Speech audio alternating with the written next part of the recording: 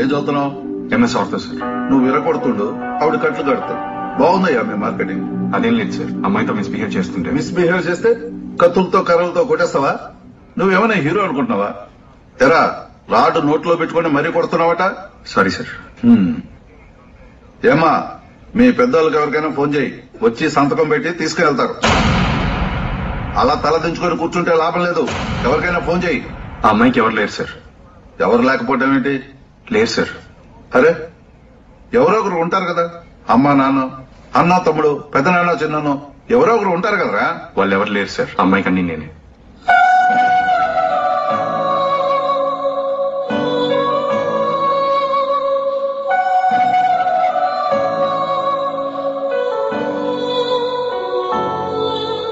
నిజంగా ఎవరు లేరు, నమ్మండి సార్.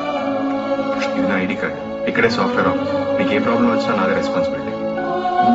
సాఫ్ట్వేర్ రౌడీ అన్నమాట. కానిస్టేబుల్ దీన్ని జెరాక్స్ తీసి మన రికార్డులో పెట్టు. నువ్వు చూస్తే సాఫ్ట్వేర్, అమ్మాయి చూస్తే డాక్టర్. మీకెందుకయ్యా చిల్లర గొడవలు? బుద్ధిగా ఉండండి. పోండి. Thank you sir.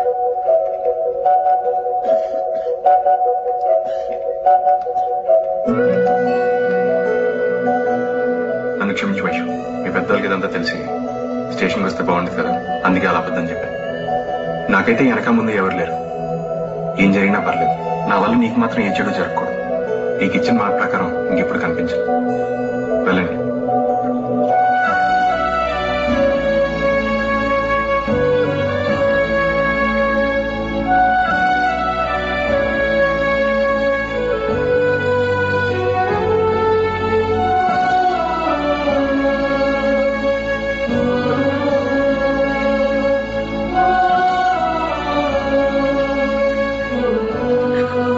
స్వప్న, ఆ గౌతమ్ నిజంగానే మళ్ళీ కలవడంటావా? పోతే పోని, దరిద్ర కొట్టదని శని వదిలిపోద్ది.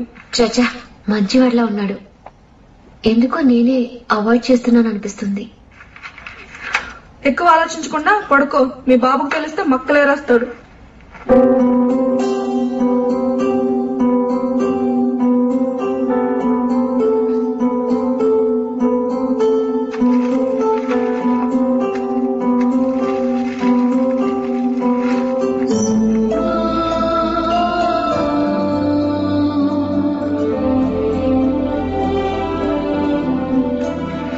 వైషు, నేను పుట్టింది పెరిగింది అంతా ఇక్కడే.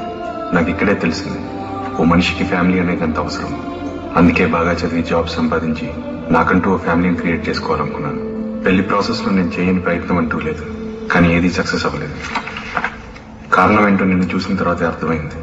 పెళ్లిని స్వర్గంలో దేవుడు నిర్ణయిస్తాడని, నా కోసమే నిన్ను పుట్టించాడని ఆ రోజే తెలిసింది. అదృష్టవశాత్తు మీరు నాకు కనిపించారు. నాకు కావాల్సినంత ఫ్యామిలీ కూడా మీ దగ్గర ఉంది. ఎలాగైనా నేను కలవాలని, నీతో పరిచయం పెంచుకోవాలని అలా అబద్ధం చెప్తూ మీ దగ్గరకు వస్తూ ఉన్నాను. తప్పని నాకు తెలుసు, కానీ తప్పదన్నప్పుడు తప్పు చేయడం తప్పు కాదని నా ఫీలింగ్. నా జీవితంలో అద్భుతం నిన్ను చూసిన క్షణం. నా జీవితంలో నాకు ఇష్టమైనది నీ అమాయకత్వం. నా జీవితంలో నేను ఎక్కువగా భయపడింది నువ్వు నన్ను తిట్టినప్పుడు. నా జీవితంలో నా గోల్ నిన్ను పెళ్లి చేసుకోవడం, నీ ఫ్యామిలీలో ఒకరిగా కలిసిపోవడం. నన్ను మనస్ఫూర్తిగా క్షమిస్తావని కోరుకుంటూ, నువ్వు అవకాశం ఇస్తే నీకు భర్తగా జీవితాంతం అండగా ఉంటానని నేను ఇది ప్రామిస్ చేస్తున్నాను. ఎందుకంటే నీకంటే ముఖ్యమైన వాళ్ళు ఈ భూమి మీద నాకు ఎవరూ లేరు. ప్లీజ్ వైషు. గౌతమ్.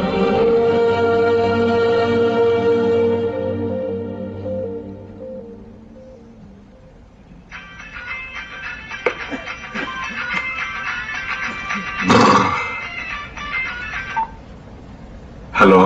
హలో, నేను వైష్ణుని. పేరు వచ్చిందండి. ఏం చేస్తున్నారు? కొత్తగా అడుగుతారేంటండి? లవ్ లో ఫీల్ అయినాడు ఏం చేస్తాడు? చల్లగా బీరేద్దాం లేదా రెండు పెగిలేద్దాం అని ఆలోచిస్తున్నాను.